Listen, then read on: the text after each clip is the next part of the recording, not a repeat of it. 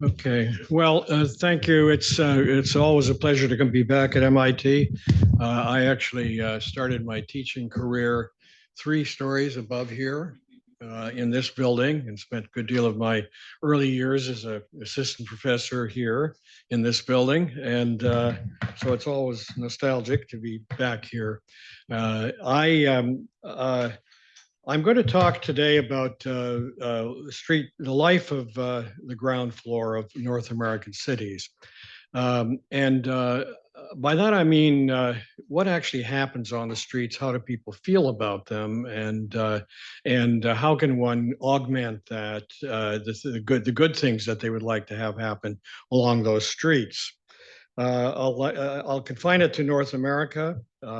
It's the streets are an important public resource. They represent about 30% of the ground area of American cities and Canadian cities for that matter. And that's not counting parks and other kinds of open spaces, which, as the dean has said, are also a part of the public realm on it. And most of the time that those streets are thought of in terms of moving cars and parking them when they're not moving. 2/3 of the street area is typically devoted to those kinds of uses, leaving about 1/3 of it for pedestrians to inhabit along those roadways that are passing through areas. I'm going to focus mainly on residential areas as opposed to downtown commercial areas and other such things. Partly because I'm very interested in the question of creating walkable urban environments, and that has manifested itself. It's also important for another reason to focus on that. And I think Richard Sennett said it first, that in fact, streets play an incredibly important function of demythologizing the people you're living with. That is to say, they take the stereotypes that we gather from watching television shows or doing other kinds of things or looking at advertising, and they force you to confront those stereotypes by face-to-face interaction with the people that you're living with.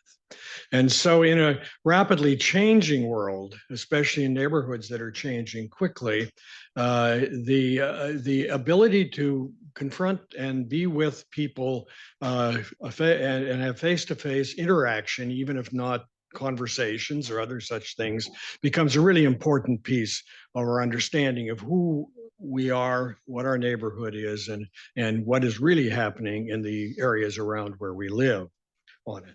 So what I'm going to do is um, talk about 3 subjects, 3 case examples, if you wish.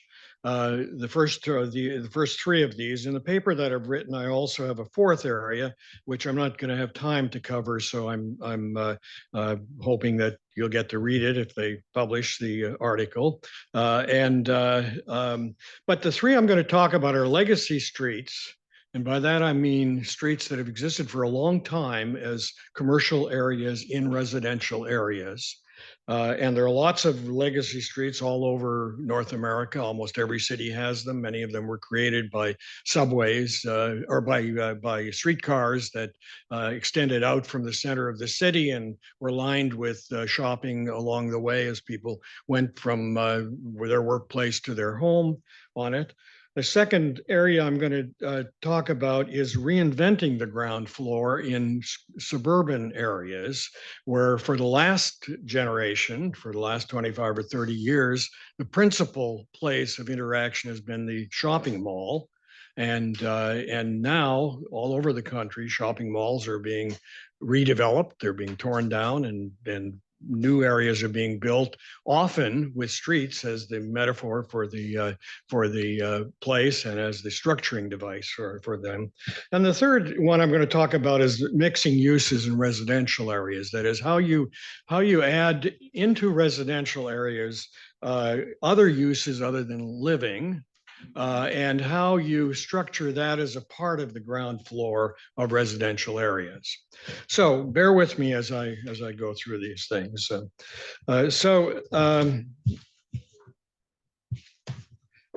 Let's talk about legacy streets. I've said their origins are often in transit and streetcar routes. If you go to Toronto or to Vancouver or to Seattle or to Philadelphia, there are still many legacy streets with shopping along streetcar lines, and often the areas adjacent to those streets are now inhabited by apartments of one kind or another, and sometimes workplaces, sometimes services, and other kinds of uses. These areas have had a huge hit in the COVID period of the patronage for those streets going down, and also the transformation of retailing more generally. People ordering on the internet has had a huge impact on those areas.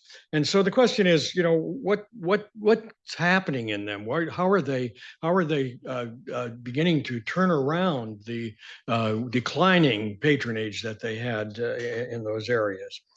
Traditionally, they were based on merchandise shopping. That is, you bought clothes and you bought things that you took home from those shops on it. Today, most of that shopping, or a large fraction of it at least, occurs through the internet, and it gets delivered each day by UPS or by other delivery services to your front door. And so with those things leaving these areas, what's replacing them, or what could replace them, I guess, is the better question. And so I think I'll give you the headline on it. In fact, what is replacing them in most cities is services of one kind or another. You can't easily, order services on the internet. You can't get your hair cut on the internet. You can't go to a doctor's office for a shot in the arm on the internet. And so it is in fact services that are beginning to dominate in these historic retail areas in cities. So I want to give you an example. I happen to live in the Upper West Side, New York, and it's perhaps a unique area, but a kind of, if you wish, a prototype for what has happened, what occurred in other cities. So the Upper West Side in New York runs for about 2.5 miles from 57th Street to 110th Street to the west of Central Park, and is bordered on the other side by Riverside Park. It has 6 main streets that go north-south in it. 3 of them are limited to residential uses, apartment buildings mainly, and no commercial uses at all. 3 of them are for commercial uses, and each has its own special character to them, and I won't go into that in depth. What I'm going to talk about is Broadway, which is the important street that's really the main street of the Upper West Side. Now, the Upper West Side has a population of 210,000 people. It has a density of approximately 80 people per acre. Now, that's pretty high density for the United States. It would be high density for many European countries, in fact, on it. So it's a little unusual to have that number of people there. It has 2 subway lines which go under it and drop people off, and bus lines that go north-south on it as well. In that stretch along Broadway, there are about 1,000 shops of one kind or another, perhaps up to 1,200. I haven't made a count in recent years on this stuff. 70 of them are currently vacant, and that's 300,000 square feet of space that needs to get filled up over the last while. And that's after a lot of space has already been filled up by the kind of transition that I'm going to show you on this thing. So these are 2 photographs 100 years apart of the one block in Broadway at 83rd Street. You see on the left what it had 100 years ago. It had clothing stores, a catering store, which I judge to be a kind of takeout for a store for when you're having guests coming to your house. On it, it had a shoe store on it. Today it has and it had cars parked on the curb. Today it has a Barnes and Noble. Actually, it was one of the first Barnes and Nobles that was built when they went beyond their single store in Lower Manhattan, and it has a Talbot store, which is a national chain, and it has Harry's Shoes, which has been there for 65 years. And but what you see on the right is also interesting. What you see there is a Fresh Direct truck downloading its stuff that it's taking to all of the apartments that are above those stores. And so most of that block at this time is being used for a service that's delivering the kind of food that they would have otherwise bought in the stores that were along that street. So that actually kind of heralds the change that's going on here. Now, I looked at when we look at cities, what we often do is, as planners and architects, is we worry about historic preservation. That is preserving the great buildings that are along that street, and we place a lot of faith and value in those things. If you speak to most people that live in a neighborhood, I don't think they talk about that. What they talk about is the store that just closed in the corner of there. They talk about the place that they go for their groceries and how it's getting too crowded now or not crowded enough or other kinds of things. They talk about whether the fish is better at the Cinderella store or at the place on the corner over on this place here, and so what I'm inviting you to do now is to think about a city as a set of places that people go to that are part of their everyday life.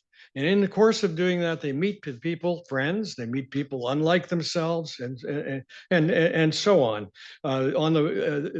Everybody that goes to the Upper West Side knows Zabar's on it, but not too many people know the town shop, which you see over on the upper right on it. The town shop is the place where young women are taken to have their first fittings of bras and other undergarments. And my wife tells me that she was taken there by her mother, and she took her daughter there 30 years later or 25 years later to that store, and it's been going for 70 years in that location, and that's as much a historic magnet to this city, this part of the city, as any one of those famous buildings that are along the way. Or on the bottom left, the guy who fixes your vacuum cleaner and fixes your toaster and always does it at less of a price than buying a new one. And he's been there 60 years in that location. And so think of the city as having a set of these kinds of attractions that are a piece of the life of the city, and they're attached to that place, and so on. One of the places that is a favorite of ours is a little bookstore called the West Side Book Store, and it's in an 11-foot wide space. You see the interior on this thing here. During COVID, it announced that it was going to close its store because it wasn't able to pay for the rent on it. And the people who live in the neighborhood got up in arms and said, "You can't close that place. That's part of our neighborhood." And so they did a crowdsourcing program, and they raised a lot of capital to recapitalize it. They helped him reorganize it. He wanted to retire. He had some young people take it over, and so on. And so why is it important to have this kind of loyalty? Well, there have been studies that have actually shown that locally owned and operated stores in streets like this actually give back about 48% of the revenues that they take in to people in the neighborhood. If a national store is in that place, they're probably giving back about 14% of that amount. And so it's an economic development thing as well as an important thing for people in the neighborhood. Now, in the course of building a street like this, in fact, a lot of things have been learned about how to pack more retail spaces in the street than what you would otherwise be able to do if you just put stores lined up down the street. So on the left, is the Beacon Theater. You don't see the theater because it's hidden back behind a hotel and a residential building, and it has on the street 5 other shops that occupy that, and an arcade, which you go through to get to the theater in the back of it. I mean, that's a device about how you do big box things on a street and yet don't destroy the continuity of the street. On the right is how to pack. And so that little the new building there that has 100 foot of frontage on Broadway, 60 feet are occupied by a bank, 20 feet are occupied by Trader Joe's. Now, how do you get Trader Joe's in 20 feet? Well, you have escalators that take you downstairs to 2 stories of Trader Joe's there. And then a pharmacy to the right of that, another 20 feet. And that's up on the 2nd floor, and it takes you up into that space. So learning these kinds of tricks of how do you pack more things that go on the street in order to bring more people to it are there. Now, the other characteristic of this street is that things extend out from buildings into the sidewalk, and things are freestanding on the sidewalk.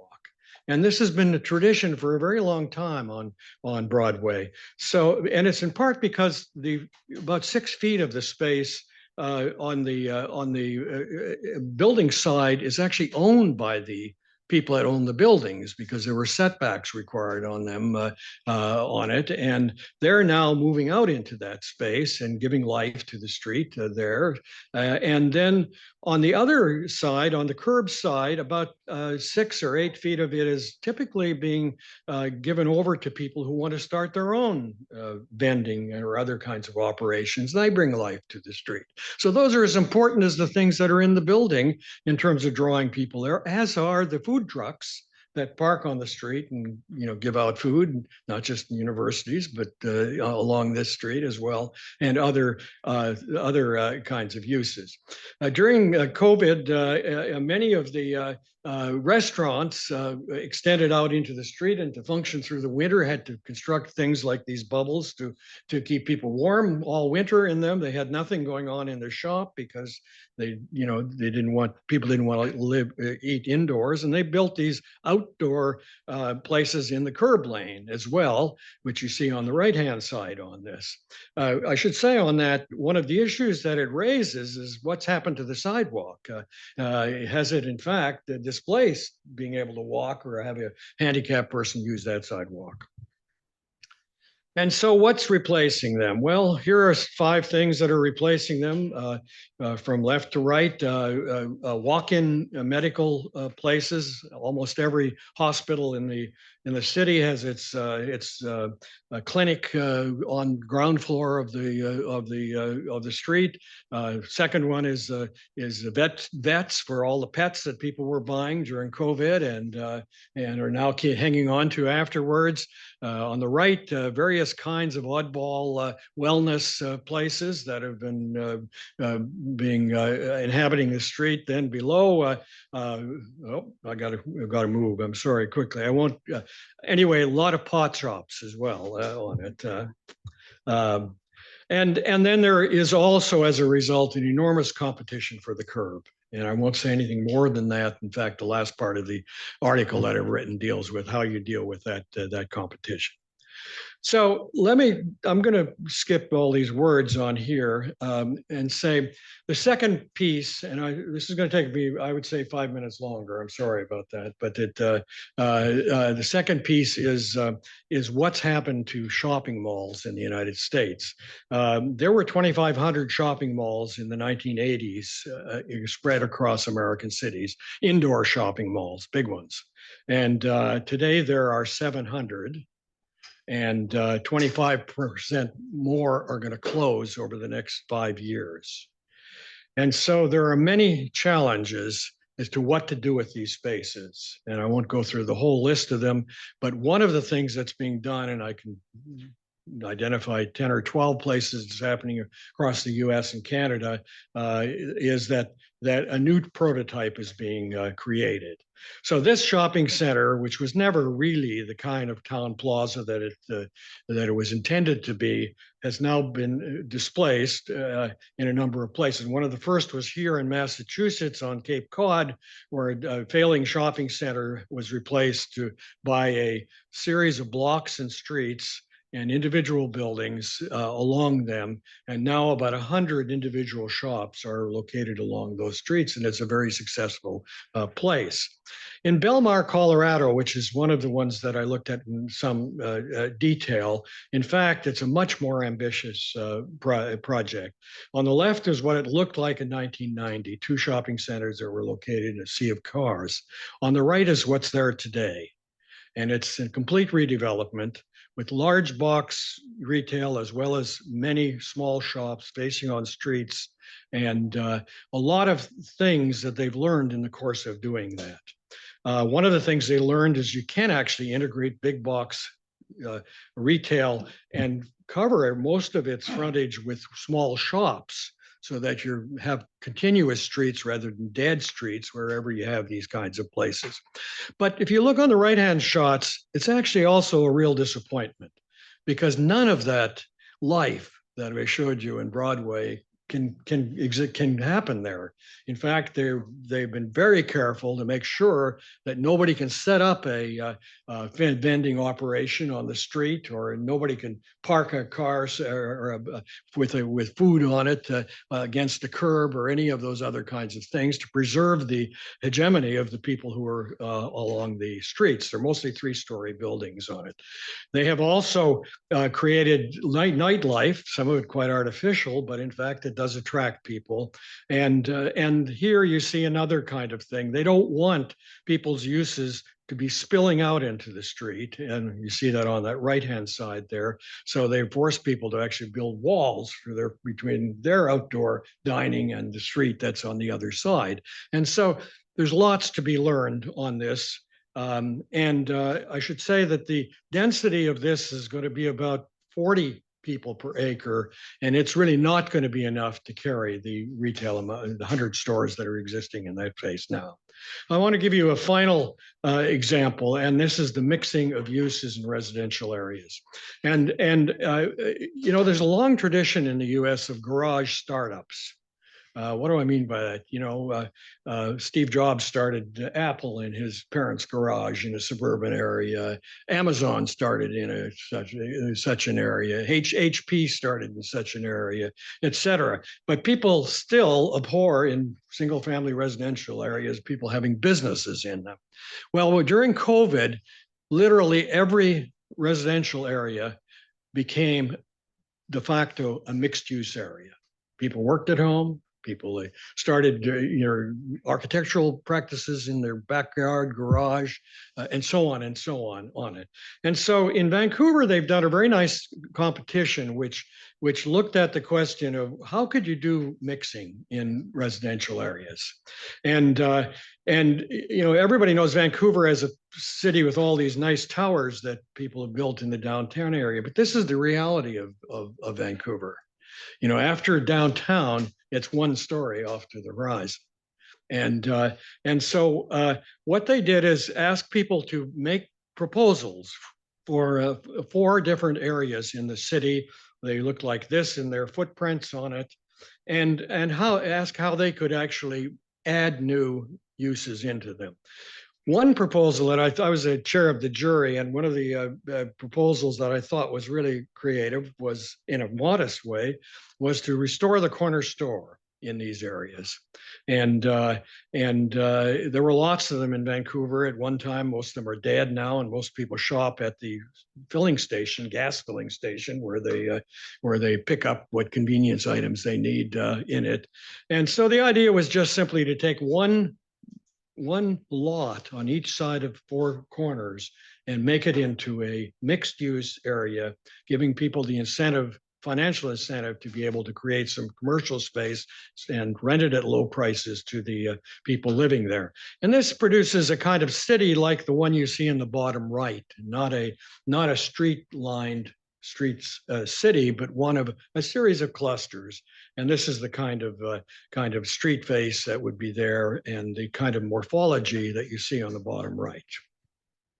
Second idea in that competition, and this is for a different site, was to turn the functioning uses that are not residential onto the back alleys. And yes, And so this is a way, a very carefully studied way by which they can have garages and new buildings and other kinds of uses in the back alleys that range from childcare centers to businesses to um, uh, uh, second homes. They have a big second home program in Vancouver that they've been doing in those areas.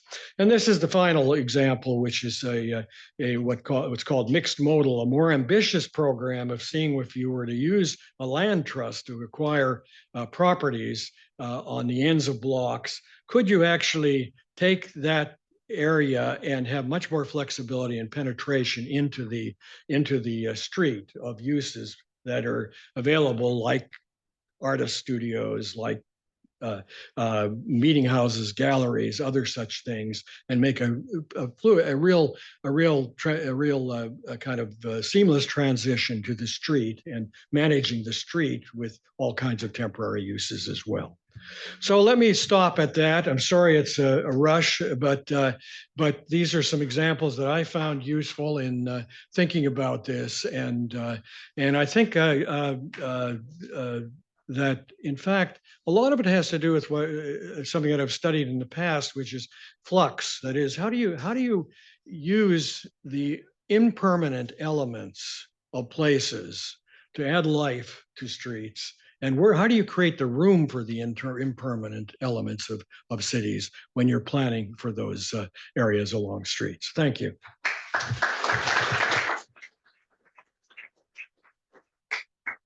Maybe we can just do a quick question, and then we'll break for coffee before we go on to the next presentation. So let's take 2 quick questions back to back, and you can continue the questions with Gary over the coffee break. So, here.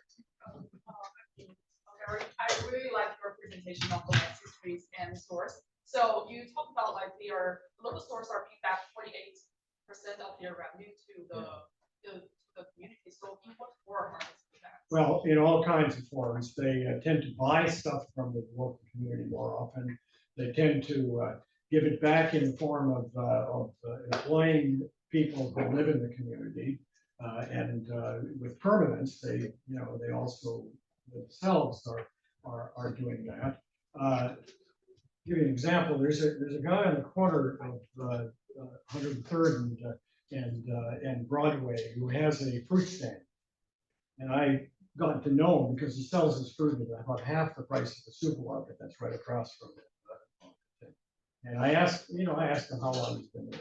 He's been there for 40 years doing that.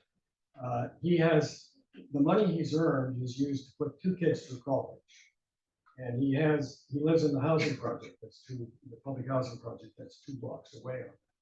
So all of the money that he's earning over and above what it costs him for that, the fruit, he doesn't grow the avocados and bananas, but the fruit that he's selling there, he has to pay for. But all of that's going back to the community.